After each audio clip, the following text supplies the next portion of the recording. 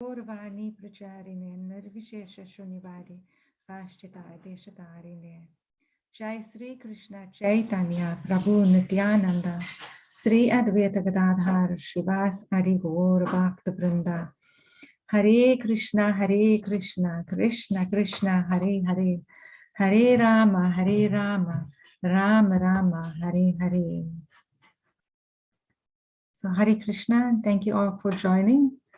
Today we're going to be reading from Srimad Bhagavatam, Canto 4, Chapter 8, Text 70 and Text 71. Om Namo Bhagavate Vasudevaya.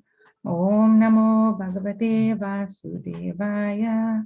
Om Namo Bhagavate Vasudevaya.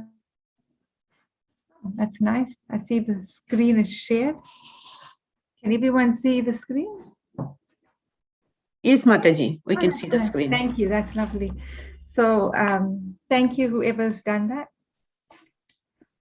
So text 70, Maitriya Vacha, Iti Devarsena Proktam, Vishrutya Jagati Patiha, Raja Laxmim Anadratya, Putramivan Vachantayat.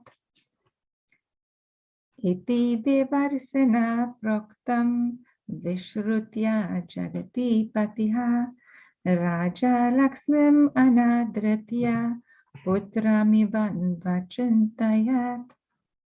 Iti Devarsena Proktam, Vishrutya Jagati Patiha, Raja Laxmim Anadratya, Putramivan Vachantayat. Would anybody else like to read the shlok, please? Hare Krishna Mataji, can I try? Yes, please, Mataji. Moitra uvacha iti devarshina proktyam vishrutya jagati patihi rajalakshmi manadritva putram evanya chintaya. Hare Krishna. Thank you. I'm also trying. Thank you, Prabhu. Maitriya uvacha iti devarshina proktam vishrutta jagati patihi raja lakshmi anadritta putram evanna chintayat. Thank you so much, Prabhuji. Thank you. Can I try, Mataji, please? Yes, please, thank you. Hare Krishna. Hare Krishna. Maitriya Uvacha Iti Devarshina Praktam Vishruta Jagati Pati Raja Lakshmi Manadritta Putra Mevanna Chintayat. Hare Krishna. Hare Krishna. Thank you so much, Mataji. Would anyone else like to try? Hare Krishna, Mataji. Hare Krishna. Yeah, can I try, Mataji? Oh, please, yes. Yeah. Hare Krishna. Please accept my humble obeisance, Mataji. And please accept mine.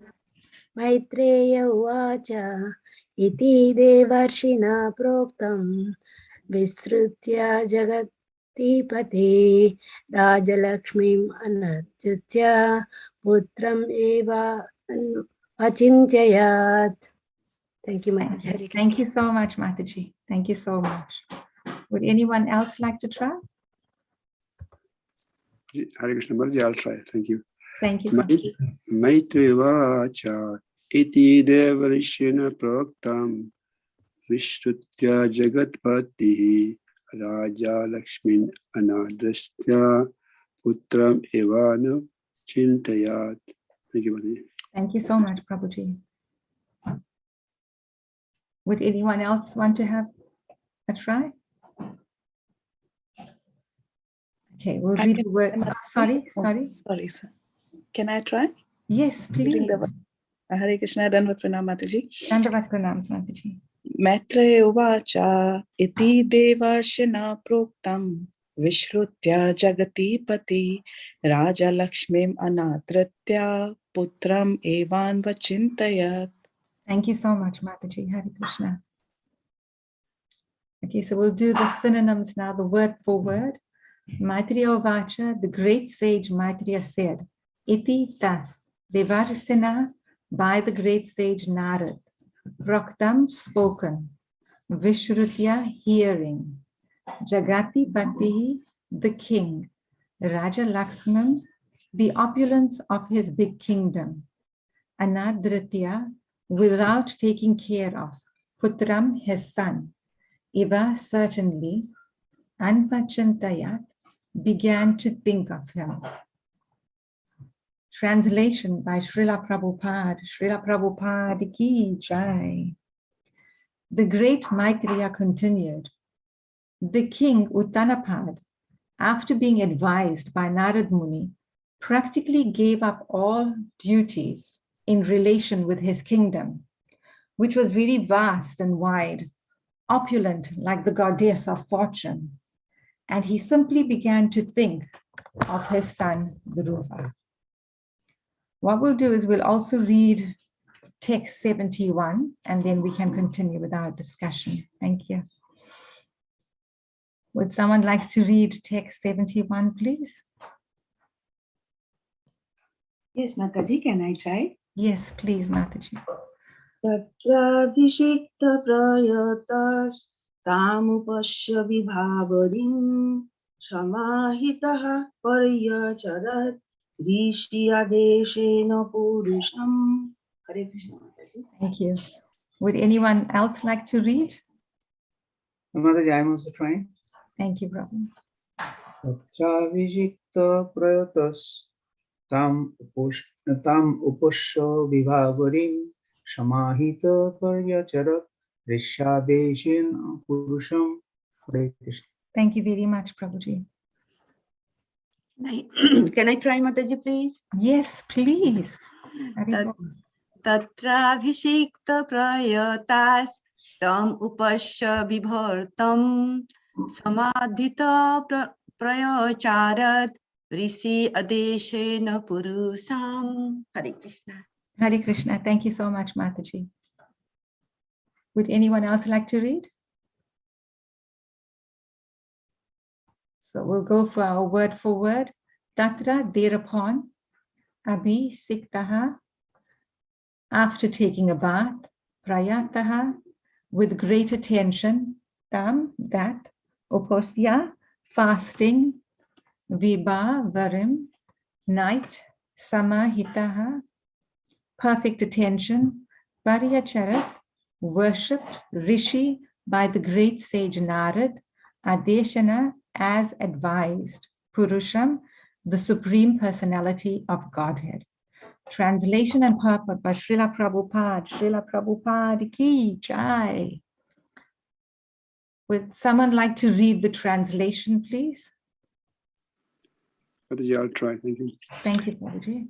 Elsewhere, Dhruva Maharaj, having arrived at Madhuvan, took his bath in the river Yamuna and observed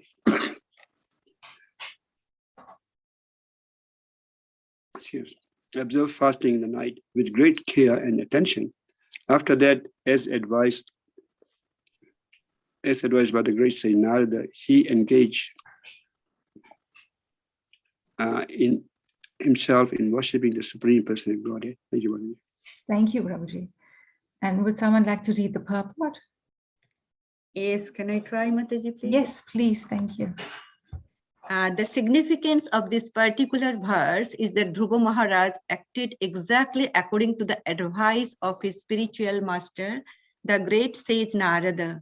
Srila Vishwanath Chakraborty also advises that if we want to be successful in our attempt to go back to Godhead, we must very seriously act according to the instruction of the spiritual master. That is the way of perfection. There need be no anxiety over attaining perfection, because if one follows the instruction given by the spiritual master, he is sure to attain perfection. Our only concern should be how to execute the order of the spiritual master. A spiritual master is expert in giving special instructions to each of his disciples, and if the disciple executes the order of the spiritual master, that is the way of his perfection. Thank you, Amen. Krishna Mataji. Thank you so much. Very nice. Thank you, Mataji. Would I be able to close the screen? Oh, I see Kadamba Kana Prabhuji. Yeah, thank you very much. Hare Krishna. So thank you everyone for joining and welcome to today's class. So we have two really powerful shlokas today. In text 70, we start off with that first. So we find that in the earlier texts, we learned that when Mother Suruchi had insulted Dhruva, right? Dhruva was very affected by this. But what affected him the most was the fact that his father, King Uttanapad, had ignored the whole incident. So Mother Suruchi's words were very hurtful, right? And King Uttanapad's behavior just in that moment eventually resulted in Dhruva leaving home for the forest. And if you can find that just clearly in that very momentous and that great decision that 5-year-old had made, it had transformed his life. Usually a 5-year-old child is in the loving care of his parents. But here Dhruva is undoubtedly, he's feeling unloved, he's feeling rejected from his father. But now we're learning that King Uttanapad is actually very remorseful. In a few texts earlier, he speaks about how, he's being cruel and he's been hard-hearted and how he was conquered by his wife, Suruchi. So we find that sometimes even in our lives, we may say something or we may behave in a particular way that is out of character. And this may actually hurt the feelings of another individual. And then we too become very regretful of what we had done. So the learning here is that we need to be mindful of our thoughts. We need to be mindful of our speech and our behavior so that we don't end up in this remorseful state like the way King Uttanapad is. And we need to be compassionate and understanding because in that way we're trying to develop the qualities of a devotee. We all have these two great inner powers, right? The mind and the feelings. And we have two great outer powers, and that is the speech and behavior. These inner powers that we have actually influence the outer powers. So in other words, our thoughts and our feelings are such that they are reflected in our speech and our behavior. So just like how King Uttanapad was very affectionate towards Suruchi, and his feelings had clouded his love for his son. He loved his son. There's no dispute about that. But at that moment, he was more concerned about his love for Suruchi and he didn't want to offend her.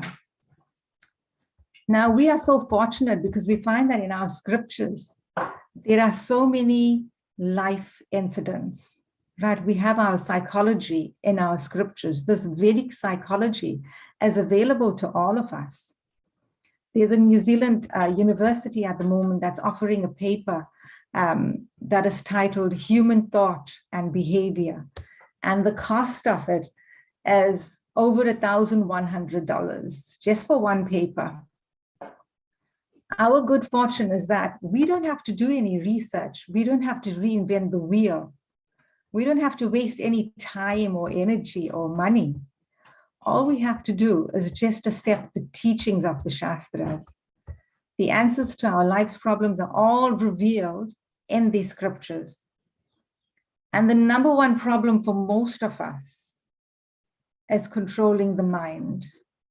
Would you agree or disagree with me? Anyone? Agree, Mataji. Agree, Mataji. Yes, it's such a big problem, isn't it? No matter how intelligent a person is, no matter how wealthy they are, how many qualifications they have, still controlling the mind is a number one problem. Even Arjuna tells Krishna in the Bhagavad Gita, it's a common shlok, so we can all recite. Chanchalam hi mana Krishna pramati balavadridam tasyaham nigraham manye vayuriva sudushkaram.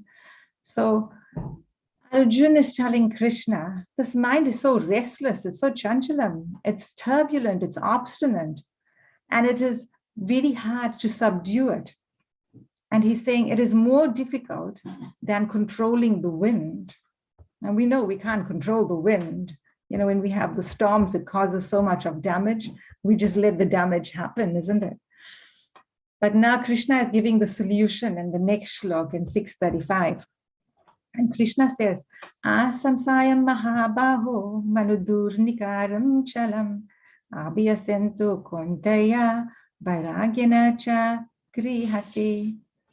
So Lord Krishna is telling Arjuna, yes, the mind is undoubtedly very difficult to control, but it is possible by suitable practice, and it's possible by detachment. So what is that practice? In that purport, Srila Prabhupada explains that that practice is devotional service. So we don't have to sit in front of a flame and look at that flame to control our mind. That's becoming a type of practice now in the Western world. Instead of asking ourselves, how can I control the mind? Our question should rather be, how can I become a pure devotee of Krishna? Because when we actually engage in devotional service, automatically the mind is controlled. And when our mind is controlled, we know that our senses are controlled. So the next question is, you know, if we know that this devotional service is going to help to control our mind, how can we attain that perfection of pure devotional service? Now, this leads us to the next text, text 71. And I'm just going to read the purport again, okay? If I can just get it here. So the significance of this particular verse is that Dhruv Maharaj acted exactly according to the advice of his spiritual master, the great sage Narad. Srila Vishwanath Chakravarti also advises that if we want to be successful in our attempt to go back to Godhead, we must very seriously act according to the instruction of the spiritual master. That is the way of perfection. There need be no anxiety over attaining perfection, because if one follows the instruction given by the spiritual master, he is sure to attain perfection.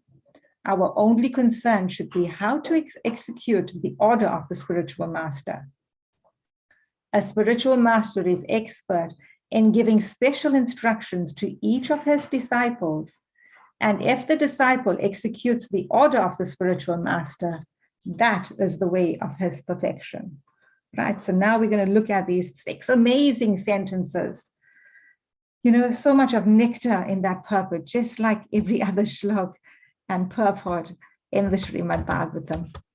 So the first one is looking at the key words of that first sentence would be that Dhruv Maharaj acted exactly according to the advice of his spiritual master. Now, why do we have to follow the advice of a spiritual master? We know that our human form of life is very rarely achieved, right? We've been through millions and millions of births to reach this human form. And the purpose of our life is to develop Krishna Prem, love of Krishna. But how can we do that? Because we are so conditioned. And because of that, we have so many imperfections. Now, I think we're all familiar with those imperfections. Can someone tell me what are those 4 main imperfections that we have?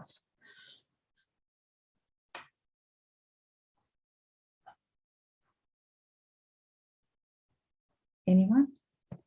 We are in illusion. Yes, we are in illusion. That's right. Yes. And what else? Tendency to cheat. Sorry, Prabhuji? Sorry, tendency to cheat. We have the tendency to cheat. That's right. Yes. Imperfect senses. Yes, our senses are imperfect. We can't even see our own eyelids. And what else? One more. Forgetfulness. Forgetfulness. Our senses are limited. Our senses are limited. Yes, they are imperfect, aren't they? Corona pato, that is the Sanskrit word for that. Yes. So, and the other one we're looking at is we make mistakes. Yeah. So we're making mistakes. We're prone to illusion. Our senses are imperfect. And we have a propensity towards cheating. And yet with all of this, we so readily take on the instructions of our teachers, lecturers, employers, and so on. The interesting thing is that we so nicely follow the instructions of all these individuals, whether we like it or not.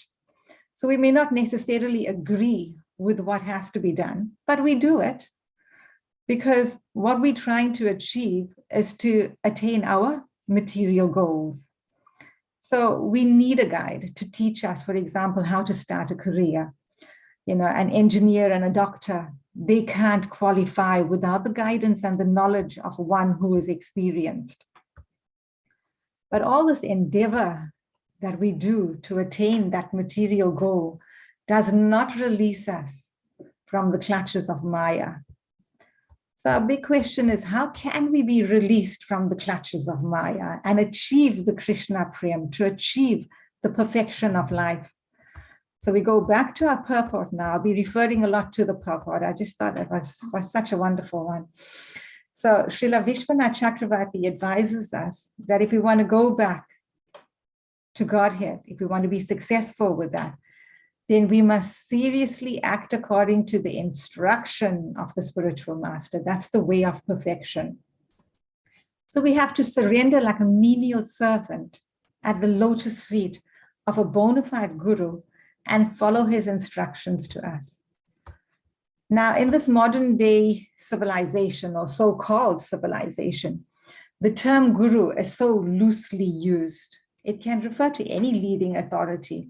We hear of a cricket guru, we hear of the food guru, beauty guru, exercise guru, and it goes on and on. It's so loosely used. I think the same applies to the word yoga at the moment, isn't it? But who is the real guru that is referred to in our scriptures? Who is that bona fide guru? So in Chaitanya Charitamrita, in Adi Leela 1.45, it is stated that the spiritual master is non-different from Krishna. And Lord Krishna, in the form of the spiritual master, delivers his devotees. And the last aspect of that is that the relationship of a disciple with his spiritual master is as good as his relationship with the Supreme Lord. It's very powerful statements. So much potency in the spiritual master. So people sometimes question, why do we need a guru? Can't we just do everything on our own because we're capable? But if you think of a baby, when a baby is born, the baby is helpless. He's totally reliant on his parents for all of his needs. Similarly, in our spiritual lives, we are helpless. We just spoke about all our imperfections. We are so conditioned. We are spiritually blind, and that is why we need the guidance of a guru. And we know in Bhagavad Gita, in text 434, we learn that the guru is a self-realized soul, and he can impart knowledge to us because he has seen the truth. And Srila Prabhupada in a letter had stated, this was on September 27th, 1967, and Srila Prabhupada explains how Guru and Krishna are two parallel lines on which the spiritual express runs very smoothly. And in the Chaitanya Charitamrita, in 19.151, Madhya Leela, it said, Guru Krishna Prasadepai Bhakti Lata Beach, right? So very commonly recited. So by the mercy of both Krishna and the spiritual master, one receives the seed of the kripa of devotional service. And Srila Prabhupada continues to say that by the grace of Guru, one gets Krishna, and by the grace of Krishna, one gets a bona fide Guru. Therefore, Krishna consciousness means having staunch faith in both Guru and Krishna. Srila Prabhupada says one minus the other is no good for a devotee. We have to have both. And in numerous lectures, Srila Prabhupada has stated that we should never ever try to approach Krishna directly. And anyone who talks of Krishna without service to Guru will not be successful on the spiritual path. So trying to approach Krishna directly is useless. We have to be the servant of the servant of the servants. Dasa, dasa, dasa, anudas. Now, did Chaitanya Prabhu say, Chaitanya Mahaprabhu, did he say, I am directly the servant of Krishna? Did he say that? I'm asking you. No, Mataji. No, he didn't. So Chaitanya Mahaprabhu had a guru, and what was his guru's name?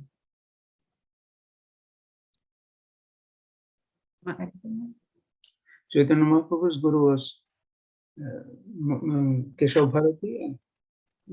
Madhavendra Puri. Ishwarapuri and Madhavendra Puri. Ishwarapuri and Madhavendra Puri. Ishwarapuri. Yes, Ishwarapuri. So Chaitanya Mahaprabhu is none other than Krishna himself. And he came in this Kali Yuga to teach us conditioned souls how to be a devotee. And that in order to attain that perfection of life, one has to have a bona fide guru. And in Canto 7, Srila Prabhupada explains how this human form, he likens it to a valuable boat, and the spiritual master is the captain. And the instruction of Krishna is that favorable breeze, right? That's what's going to move this boat across the ocean. So one needs to use all of these facilities to steadily cross over this ocean of nescience or this ocean of ignorance. The spiritual master is the captain. And when we serve the spiritual master very sincerely, by his mercy, we'll be able to get the mercy of the Supreme Lord. Yasya prasadat bhagavat prasado. By serving or receiving the grace of the spiritual master, one receives the grace of the Supreme Lord. We sing that every morning, isn't it? So without a spiritual master, we're just helpless. We're like a ship without a rudder. You know, the rudder is the one that helps that ship to move. But without that, we will not be able to reach our destination. We won't be able to gain the favor of Krishna without surrendering and following the instructions of a guru. Now, in Bhagavad Gita, in 2.7, Arjuna turns to Krishna and he shows us the mood of a devotee. He surrenders to Krishna. Krishna is his spiritual master. Karpanya dosa pahata svabhavaha Vrachami tvam dharmuda samuda chetaha yakshreya nishitam bruhitan me seshyasteham sadimam tvam prapanam. So Arjuna is approaching Krishna in the state of confusion about his duty. And he's telling Krishna, in this condition, I'm asking you, what will be best for me? And he says, now I am your disciple and a soul surrendered unto you. Please instruct me. So Srila Prabhupada explains that to become a disciple, one has to surrender and voluntarily accept the instruction, the advice, the order of the spiritual master. Becoming a disciple means that one has to accept discipline. And Srila Prabhupada says, if there's no discipline, then there's no disciple. So we have to voluntarily agree to abide by the rules and regulations and the instructions given by the spiritual master. And in this way, we will become disciplined, right? And the proper disciple of the spiritual master. And Srila Prabhupada had said that accepting a guru is not a fast. That means it's not a charade or a mockery. Like, oh, let me have a guru, because in that way I will become perfect straight away. No, initiation is actually the start of our spiritual lives. It's the start. We don't get initiated just to get a spiritual name. We don't get initiated to become famous because the guru is famous. No. We get initiated because we want to start our spiritual lives. We want to follow the instructions of our guru so that we can attain that perfection in life. And the guru's words, the guru's direction or instructions, they become the pride of the disciple. And it becomes the life and the soul of the disciple. Now, in that another sentence in our purport today, it says, there need be no anxiety over attaining perfection, because if one follows the instruction given by the spiritual master, he is sure to attain perfection. So in a lecture by Gauranga Prabhuji, he mentioned an incident where Gaur Govind Maharaj was translating the Bhagavatam to Oriya. And Srila Prabhupada once asked him, how come this translation work is going on so slowly? And Maharaj had said, I've got lots of other services to do, like, the management of the temple and collection of funds. And Srila Prabhupada told him that he should be relieved of these duties so that he can focus on the translations. But then Maharaj had said that he couldn't do that because there was no one to help. And then Srila Prabhupada had seen a devotee going by, and he said, that devotee can be the one to do your service. And then Gaur Govind Maharaj had said that that devotee will be leaving to New York the next day. So Srila Prabhupada said the devotee's plans will just have to change. And he called that devotee, and the devotee was like, oh, how can I serve you? And Srila Prabhupada said, don't go to New York, stay here and manage. And the devotee said, what? I'm just paraphrasing. The devotee says, what? But my tickets are already booked. And Srila Prabhupada said, well, that can be changed. Then the devotee said, but in New York, a special department has been arranged and created for me. Not a problem, said Srila Prabhupada. We can organize for someone else to take that over. And then the devotee said, but this climate in India doesn't suit my body type. And Srila Prabhupada said, then you just have to stay a little bit longer and then you'll climatize. You'll be fine soon. And then the devotee said, but I'm having issues with adjusting to the food and water here, and my health is being affected. And Srila Prabhupada said, no problems. I will teach you what you should eat and what you should drink and how you can be healthy. The devotee had one more excuse. This is what happens sometimes when we get instructions. Our list of excuses continues. So now he tells Srila Prabhupada, I can't deal with the local GBC. Srila Prabhupada said, that's okay. We'll just get another GBC. So Srila Prabhupada had an answer to each and every question that that devotee had had. So finally, the devotee decided to stay and do the service. So we are sometimes, I can speak for myself here, in that similar position, where there's some anxiety when an instruction comes through. But it's always important to understand that the guru always has a good plan. All we have to do is just follow it. Right? And that is what is the other sentence in the purport that says, our only concern should be to execute the order of the spiritual master. So some of us may feel unqualified to carry out the instruction, and that would be like our main concern. But with determination, we persevere to do the best that we possibly can to fulfill the order of the Guru. And we know from Chaitanya Charitamrita, it said that by the mercy of the Guru, even a dumb man can become the greatest speaker or orator. And even a lame man can cross mountains. So we need to understand that with the instruction that the Guru gives, his blessings and mercy follow as well. And there's many Shastric examples. But today what I'd like to talk about is, or try to talk about, is the Brahmin Vaishnava who was illiterate. He used to visit the temple daily and recite the entire text of the Bhagavad Gita, we know, 18 chapters. And he regularly did this. And he was always in this great transcendental ecstasy. He couldn't pronounce the words correctly. And the people who observed him, some of them mocked him. They teased him, they criticized and laughed at him.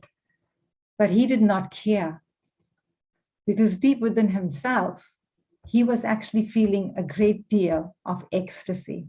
He was personally happy. And then he had bodily transformations, transcendental bodily transformations. His hairs will stand on end. His tears will just well up in his eyes. He'll perspire. He was trembling. And one day Chaitanya Mahaprabhu noticed this.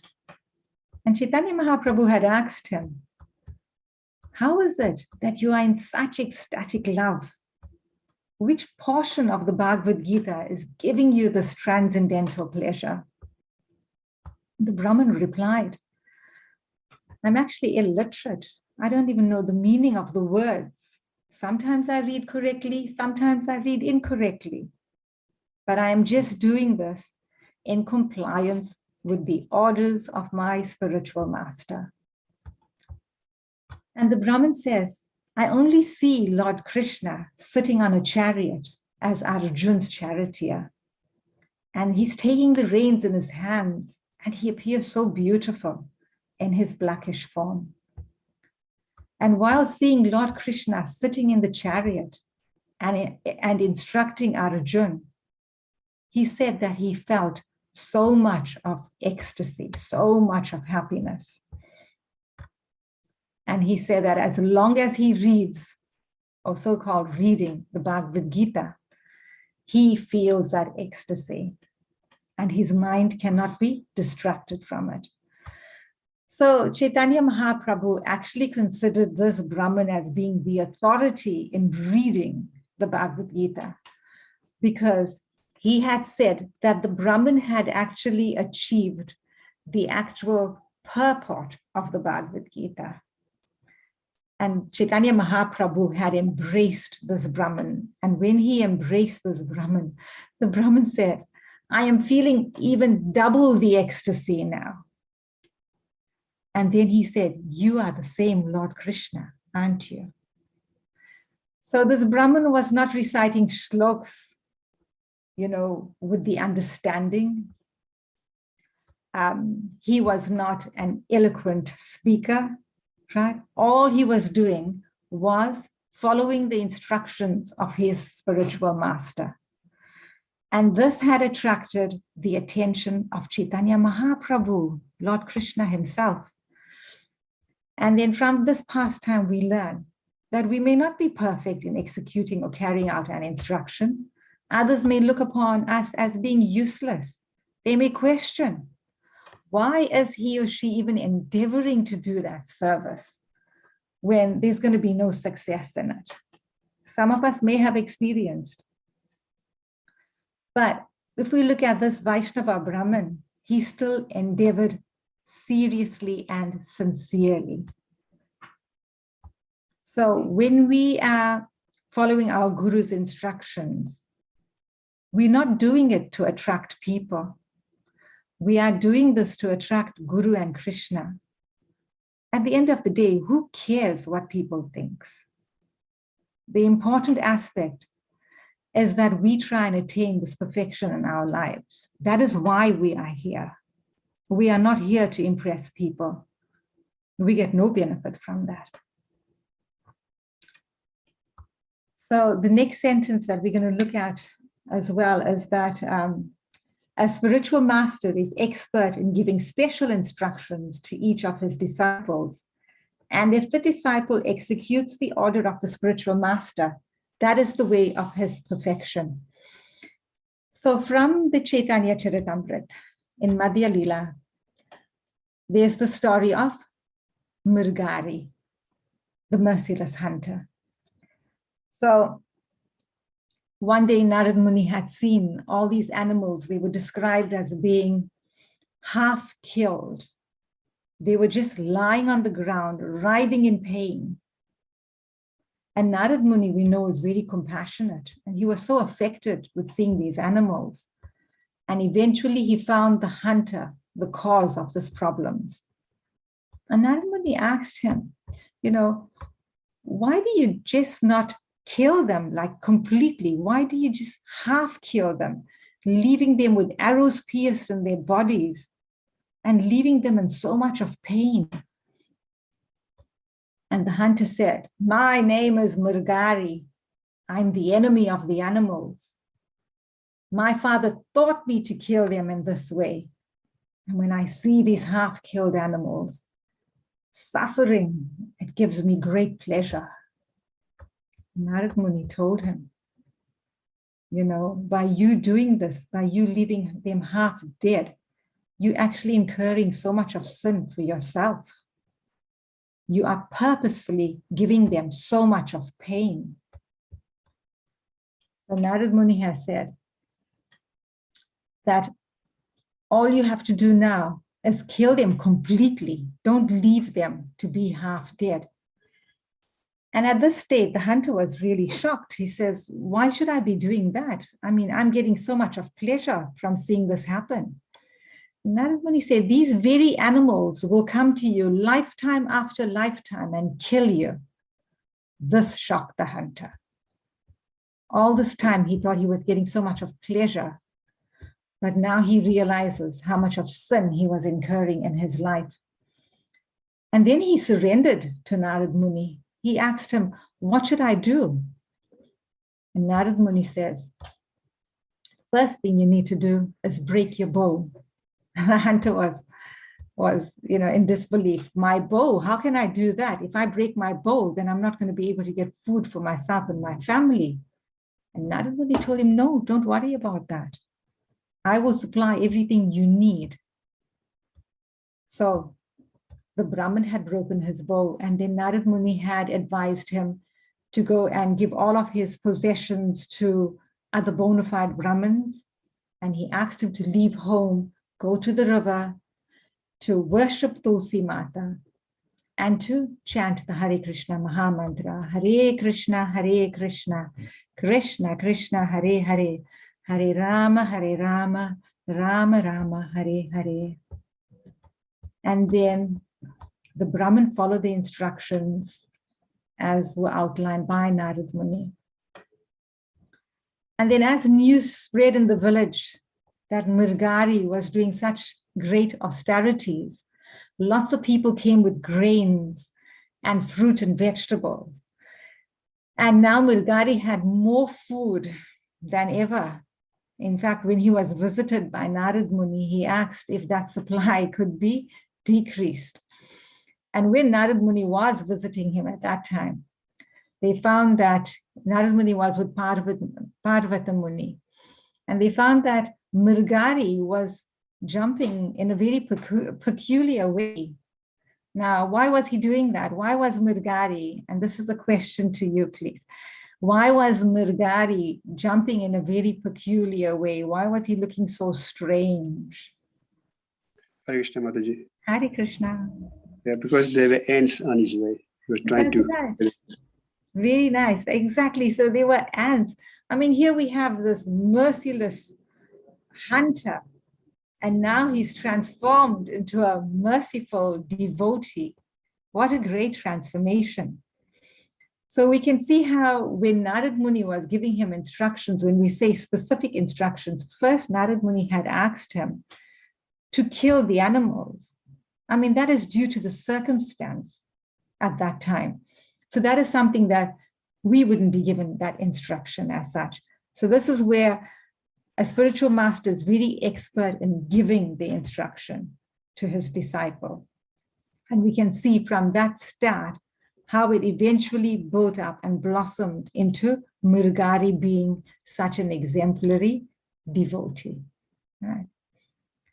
Now, someone may say, but that's in the Shastras. What about in this very day and age? So now we go to the most exemplary disciple, the role model for all of us, was none other than Srila Prabhupada.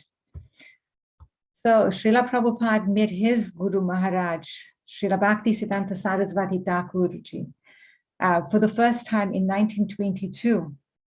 And what was his first instruction from his Guru Maharaj? Anyone? Go to the West and spread the Krishna consciousness. Yes, go to the West. What a big instruction, for the first meeting. It wasn't simply like, go and read the Srimad Bhagavatam. This was go and spread this Krishna consciousness in the West. What a great, great instruction. So Srila Prabhupada in 1965 got onto a freight ship. I'm not going to go into too much detail. I'm mindful of time, but I'm going to try and be more specific with the topic today. So Srila Prabhupada went on to the Jaladuta and he arrived in New York. Now we know that he endured many, many hardships and great austerities. He suffered 2 heart attacks whilst he was traveling. When he was in America, he had a heat stroke whilst he was walking to a printing press. He thought he'd save money and not getting a taxi and he'd walk, but he ended up with a heat stroke. And his beginnings were very simple. There's a nice book, Prabhupada, the Messenger of the Lord. And we also have the other book, the Prabhupada Leelamrit, and they outline nicely, Srila Prabhupada's pastimes here. So with his beginnings being so simple, he just used his suitcase as a desk and a coffee table as an altar. Now, he met many strange people. He met a lot of hippies in his times there, and they were leading very sinful lives. New York was not like the India he had left. And in the early days, Srila Prabhupada was living with a man by the name of David. David was a drug addict, and he believed that, you need to have drugs to be on a high. They had a peaceful arrangement, while Srila Prabhupada was living there. But one day, David had overdosed on LSD. So he was really delirious, and he became quite aggressive. Now imagine Srila Prabhupada at the age he was, this David confronted him, and Srila Prabhupada knew that there is no way he could reason with this man because this man was in a different mental state at the time. So Srila Prabhupada got away very quickly, and he had to go down 4 flights of steps so quickly. We wouldn't even imagine our grandparents having to do something like that. So these are just not even scratching the surface of the hardships that Srila Prabhupada had gone through. But it shows us his determination and how he persevered to fulfill the order of his guru. And in the 12 years, Srila Prabhupada circled the globe 14 times. He spread Krishna consciousness, and he opened numerous temples worldwide. It's through his determination that we are all part of ISKCON now. And here today, we're discussing his teachings. I mean, how fortunate we are. All because he followed the instructions of his spiritual master. Srila Prabhupada ki jai. Now, today is also the disappearance day of a great disciple of Srila Prabhupada. And his name is, does anyone know? Jayananda. Haribol, yes, Jayananda Prabhuji. So Jayananda Prabhuji was a very, very friendly, very humble person. And he was friendly with people from all walks of life. And he touched the hearts of so many people to the extent that they would reciprocate by bringing free things for the temples, or they'd give him at a very discounted rate. Everyone just loved him, and he happily engaged everyone in the service of the Lord. He worked very, very hard, but he never praised himself. He always praised the service of everybody else. He actually displayed all the good qualities of a Vaishnava. He was humble, he was tolerant, he was compassionate, and really renounced. And these qualities were shown in his actions, in his words, in his life and death. They all worked towards attaining that perfection of life by practicing pure devotional service. Srila Prabhupada's instructions, especially the practical aspects, really became Jayananda Prabhuji's life. He took it as his life and soul. He dedicated his whole life just to fulfill Srila Prabhupada's instructions. He was really actively involved in making or building the carts for the Rath Yatras. And one day, a devotee had asked him, what is it that makes one advance in Krishna consciousness? And Jayananda Prabhuji just shrugged and said, I really don't know. I'm too busy working. So all he did was just to be engaged in service. And one night he had worked throughout the night building a cart. And the next morning he attended the Srimad Bhagavatam class by Srila Prabhupada. So being really tired, naturally he was dozing off often. And another devotee, would nudge him and say, come on, wake up. And Srila Prabhupada had observed what was going on. And eventually, Srila Prabhupada pointed his finger and said, stop it. Jayananda works harder than any of all of you put together. And Srila Prabhupada always acknowledged and appreciated Jayananda's work. Unfortunately, Jayananda Prabhuji ended up having leukemia. He had blood cancer. And he had lots of lumps all over in his body. But he ignored his health situation and he still wanted to continue doing his service for Srila Prabhupada. It reached a stage where when he was in hospital, he would actually still send messages out on how the Rath Yatra, how the carts had needed to be built and all the planning that was required. Srila Prabhupada held him in a very exalted position.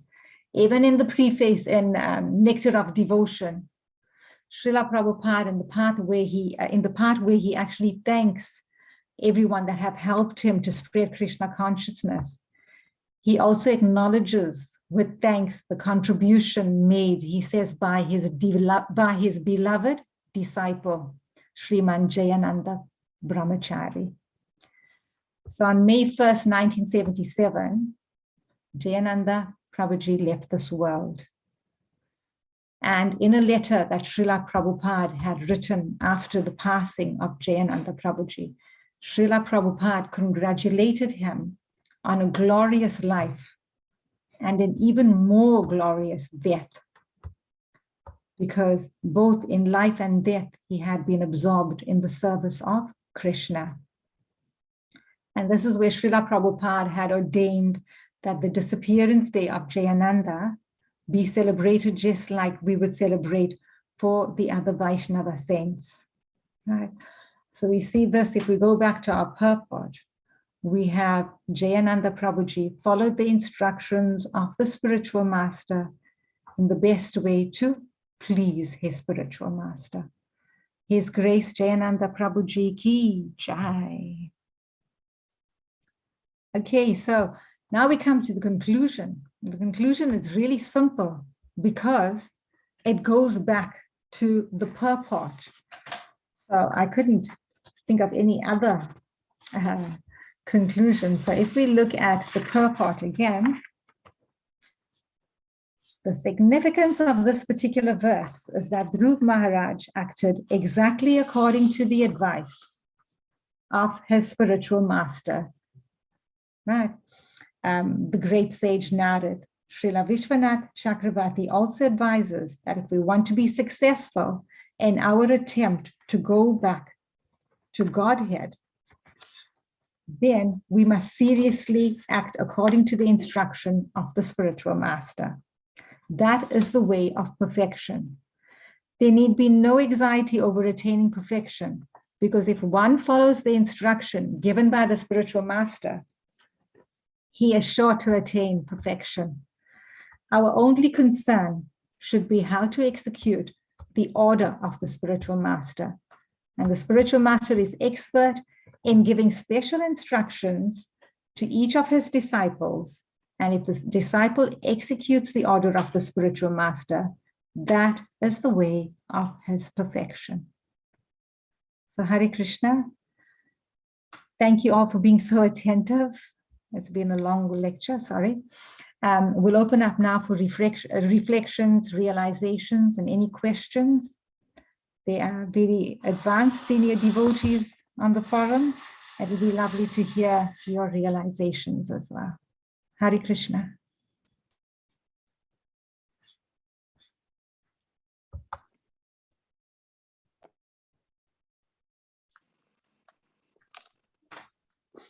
Hare Krishna Mataji, I'll get the ball rolling. I think others have been shy to come out.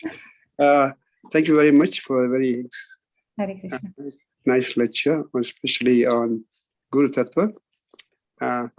In life of Srila Prabhupada, one thing is very amazing, that he was given this instruction, I think in 1932, to distribute or preach in the West in English-speaking countries. But it took him some time to execute that order. So would you say that sometime we get instruction, we are not able to carry out immediately, but we should wait for the right time, or should we try and do it immediately? It's a very nice question, Prabhuji.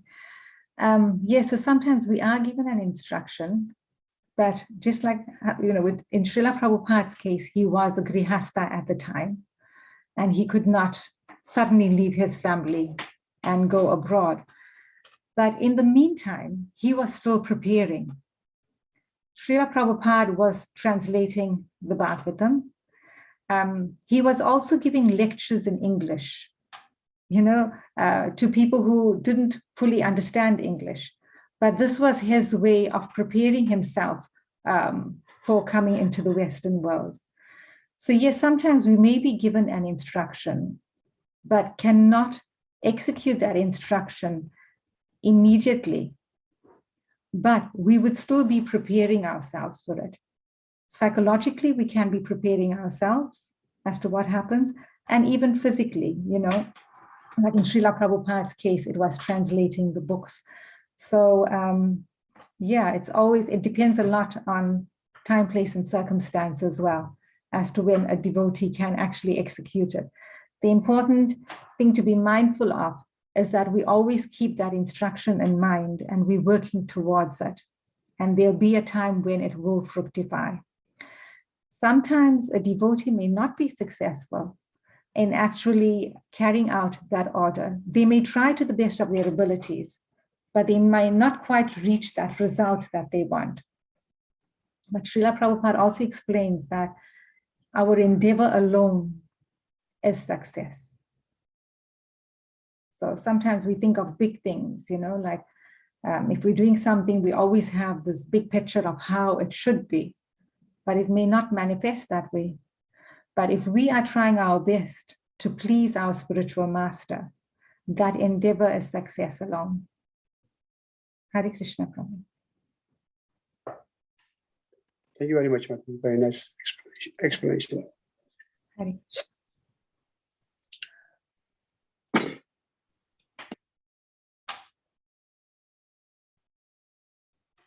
Anybody else got comments, realization, and reflections? Still got 3 minutes. Hare Krishna Mataji. For now. Hare Krishna, Prabhu. Thank you very much for those wonderful examples of Srila Prabhupada and Jayananda Prabhu. Shama just wanted me to share something. So this was this was in relation to one of Srila Vishwanath Chakravarti Thakur's comments that Srila Prabhupada took to heart, and is also related to the verse in Bhagavad Gita where Krishna says, Vyavasayatmika buddhi ekehe gurunandana. And like you're describing, even though Srila Prabhupada got that instruction in 1922, it's not that he didn't do anything about it. He was always meditating and just focused on that instruction, even though he wasn't able to immediately leave to the West. And if I could just read that quote of Srila Vishwanath Chakravarti Thakur that Srila Prabhupada himself sort of meditated on that whole paragraph. He says, of all kinds of intelligence, the best intelligence focused on bhakti yoga. The best is intelligence focused on bhakti yoga. In Bhakti Yoga, one's intelligence becomes single-pointed or fixed in determination. One thinks the instructions of my spiritual master to worship the personality of Godhead by chanting, remembering, serving his feet, and so on, are my only sadhana, my only sadhya, my only livelihood. I am unable to give up these instructions either in the stage of practice or in the stage of perfection. They alone are my object of desire and my only responsibility. Besides them, I can desire no other responsibility, not even in my dreams. It is all the same to me whether I feel happy or unhappy, or whether my material existence is eradicated or not. And that was one of the quotes of Srila Vishwanath Chakravarti Thakur Prabhupada. That is so lovely. What was the reference again, Prabhu? It's found in different places. It's also in Surrender Unto Me. Oh, wow. Version, Prabhu. Yes. Very nice. Yeah, 241. Very nice. Thank you so much for sharing that. Thank you to you and Shama Mataji. Thank you.